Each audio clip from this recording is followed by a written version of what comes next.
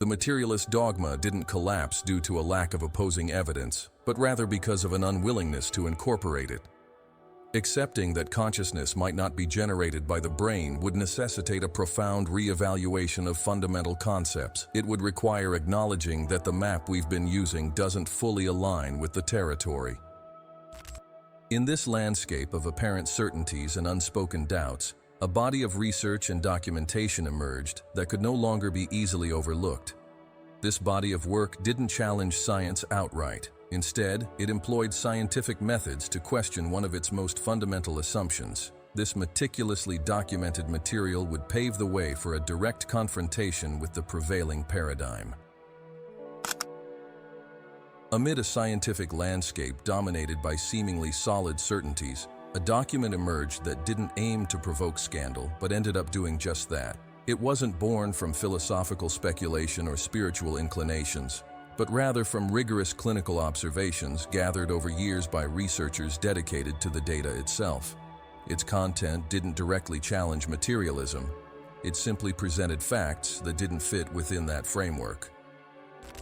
This document was created at a time when science had firmly established itself as the ultimate authority on legitimate knowledge. Its authors were traditional medical professionals, neurologists, and scholars who had a deep understanding of the limits and requirements of the scientific method. This is precisely why their findings were unsettling. The evidence did not stem from isolated accounts, but from recurring patterns observed in controlled contexts. The central point of the document was both straightforward and profoundly unsettling. Under certain conditions, consciousness appeared to persist or even intensify when the brain showed no activity associated with conscious experiences. This wasn't about metaphors or subjective interpretations. It was based on detailed clinical records, compared with neurological examinations and independent accounts. Among the cases analyzed were patients in deep states of unconsciousness who underwent procedures that drastically suppressed measurable brain activity.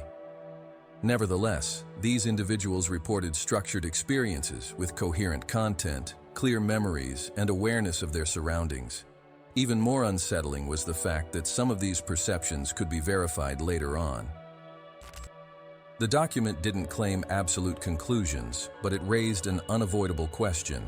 If the brain truly generates consciousness, how can we explain the occurrence of lucid experiences when this organ seems incapable of sustaining them? The idea that the mind might operate independently of the brain shifted from being a distant speculation to a possibility supported by data.